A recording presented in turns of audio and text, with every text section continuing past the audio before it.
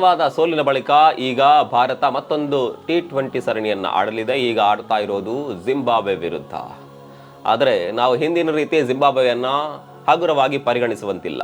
ಕಾರಣ ಎರಡಿದೆ. ಒಂದು, ಜಿಂಬಾಬ್ವೆ ತಂಡ ಹಿಂದಿಗಿಂತ ಸ್ಟ್ರಾಂಗ್ ಆಗಿದೆ. ಇನ್ನೊಂದು, ಭಾರತ ತಂಡ ಹಿಂದಿನಿಗಿಂತ ವೀಕ್ ಆಗಿದೆ. ಹಿಂದಿನ ಭಾರತ ತಂಡ ಈಗ ಇಲ್ಲ.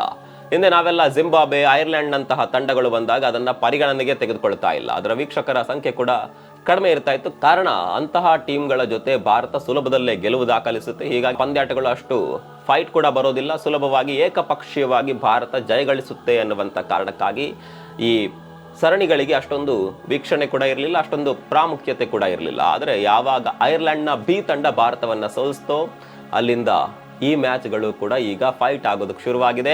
ಅಂತಹ ತಂಡಗಳಿಗೂ ಕೂಡ ಭಾರತದ ವಿರುದ್ಧ ಗೆಲ್ಲಬಹುದು ಅನ್ನುವಂಥ ನಂಬಿಕೆ ಹಾಗೂ ಭರವಸೆ ಮೂಡಿದೆ. ಐರ್ಲೆಂಡ್ ತಂಡ ಅದನ್ನೊಂದು ಮಾಡಿಬಿಟ್ಟಿದೆ. ಐರ್ಲೆಂಡ್ ಮಾಡಿದೆ ಅನ್ನೋದಕ್ಕಿಂತ ಭಾರತ ತಂಡವೇ ಆ ಹಂತಕ್ಕೆ ಬಂದು ತಲುಪಿದೆ. ನಾವು ಜಿಂಬಾಬ್ವೆ ಅಂತಹ ತಂಡಗಳ ವಿರುದ್ಧ ಕೂಡ ಗೆಲ್ತೀವೋ ಇಲ್ವೋ ಅನ್ನುವಂಥ ಅನುಮಾನ ಈಗ ಭಾರತೀಯ ಅಭಿಮಾನಿಗಳಲ್ಲಿ ಮೂಡೋದಕ್ಕೆ ಶುರು ಮಾಡಿದೆ. ನಾವು ಈ ಹಿಂದೆ ಐರ್ಲೆಂಡ್ನ ವಿರುದ್ಧ ಸೋತ್ವಿ, ಪರವಾಗಿಲ್ಲ, ಏನೋ ಕೆಲವೊಂದ್ಸಲ ಆಗುತ್ತೆ, ಕ್ರಿಕೆಟ್ನಲ್ಲಿ ಸೋಲು ಗೆಲುವು ಇದ್ದದ್ದೇ. ಆದರೆ ಇಂಗ್ಲೆಂಡ್ನಲ್ಲಾದರೂ ಕಮ್ಬ್ಯಾಕ್ ಮಾಡ್ತೀವಾ ಅಂತ ಅಭಿಮಾನಿಗಳು ನಿರೀಕ್ಷೆಯಲ್ಲಿದ್ದರು. ಆ ನಿರೀಕ್ಷೆ ಕೂಡ ಹುಸಿಯಾಯಿತು. ಒಂದೆರಡು ಮ್ಯಾಚ್ನಲ್ಲಿ ಸೋತಿದ್ರೆ ಬೇಜಾರಾಗ್ತಾ ಇರಲಿಲ್ಲ. ಎಲ್ಲ ಮ್ಯಾಚ್ಗಳಲ್ಲಿ, ಅದರಲ್ಲೂ T20 ಎಲ್ಲ ಮ್ಯಾಚ್ಗಳನ್ನು ಸೋತು ಒನ್ ಡೇಯಲ್ಲಿ ಒಂದೇ ಮ್ಯಾಚನ್ನು ಗೆದ್ದರು. ಅಲ್ಲಿ ಕಮ್ಬ್ಯಾಕ್ ಮಾಡ್ತಾರೆ ಅನ್ನುವಂಥ ನಿರೀಕ್ಷೆ ಕೂಡ ಹುಸಿಯಾಯಿತು. ಹೀಗಾಗಿ ಅಭಿಮಾನಿಗಳಿಗೆ ಜಿಂಬಾಬ್ವೆ ಮೇಲಿನ ಪಂದ್ಯದಲ್ಲೂ ಕೂಡ ಭಾರತ ಗೆಲ್ಲುತ್ತೆ ಅನ್ನುವಂಥ ನಿರೀಕ್ಷೆ ಈಗ ಇಲ್ಲ. ಅಭಿಮಾನಿಗಳಿಗೆ ಇರೋದಿಷ್ಟೇ, ಮರ್ಯಾದೆ ಉಳಿಸಿ, ಜಿಂಬಾಬ್ವೆ ವಿರುದ್ಧ ಅಟ್ಲೀಸ್ಟ್ ಸರಣಿಯನ್ನ ಗೆದ್ದು ಮರ್ಯಾದೆ ಉಳಿಸ್ಕೊಳ್ಳಿ ಅನ್ನುವಂಥ ಭಾವನೆ ಈಗ ಕ್ರಿಕೆಟ್ ಅಭಿಮಾನಿಗಳಲ್ಲಿದೆ. ಭಾರತ ತಂಡದ ಹೀನಾಯ ಪರಿಸ್ಥಿತಿಗಳಿಗೆ ಬೇರೆ ಬೇರೆ ರೀತಿಯ ಕಾರಣಗಳಿದೆ. ಅದು ಈಗಾಗಲೇ ಹಲವು ಬಾರಿ ತುಂಬ ಸಲ ನಾವು ಚರ್ಚೆ ಮಾಡಿದ್ದೇವೆ.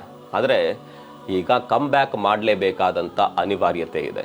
ಇಲ್ಲ ಅಂದರೆ ನಮ್ಮ ಬಗ್ಗೆ ಬೇರೆ ರೀತಿಯ ಅಭಿಪ್ರಾಯ ಇತ್ತು. ಭಾರತ ತಂಡದ ಮೇಲೆ 4-5 ತಂಡಗಳನ್ನು ಇವರು ಕಟ್ಟಬಹುದು ಎನ್ನುವಂಥ ಅಭಿಪ್ರಾಯ ಇತ್ತು. ಆದರೆ ಆ ಅಭಿಪ್ರಾಯಗಳು ಕಂಪ್ಲೀಟ್ ಆಗಿ ಬದಲಾಗುತ್ತವೆ. ಹಾಗಂತ ಜಿಂಬಾಬ್ವೆ ತಂಡವನ್ನು ಹಗುರವಾಗಿ ಪರಿಗಣಿಸುವಂತಿಲ್ಲ. ಈ ಹಿಂದಿನ ಬಾಂಗ್ಲಾದೇಶದ ವಿರುದ್ಧದ ಸರಣಿಯಲ್ಲಿ ಅಂದ್ರೆ ಒನ್ ಡೇ ಮತ್ತು ಟೆಸ್ಟ್ ನಲ್ಲಿ ಜಿಂಬಾಬ್ವೆ ಬಾಂಗ್ಲಾದೇಶದ ವಿರುದ್ಧ ಗೆದ್ದಿತ್ತು. ವರ್ಲ್ಡ್ ಕಪ್ ನಲ್ಲಿ ಶ್ರೀಲಂಕಾ ವಿರುದ್ಧ ಕೂಡ ಗೆದ್ದಿತ್ತು. ನಾವೀಗ ಕಂಪೇರ್ ಮಾಡ್ಲಿಕ್ಕೆ ಹೋದ್ರೆ ಜಿಂಬಾಬ್ವೆ ಭಾರತಕ್ಕೆ ಟಕ್ಕರ್ ಕೊಡುವಂತ ಸಾಮರ್ಥ್ಯ ಖಂಡಿತವಾಗಿಯೂ ಇದೆ.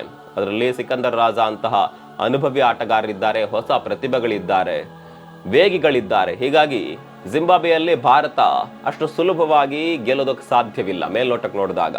ಆದರೆ ಗೆಲ್ಲಲೇಬೇಕು. ಗೆಲ್ಲದೇ ಇದ್ರೆ ಭಾರತದ ಮಾನ ಮರ್ಯಾದೆ ಮತ್ತೊಮ್ಮೆ ಹರಾಜಾಗುತ್ತೆ.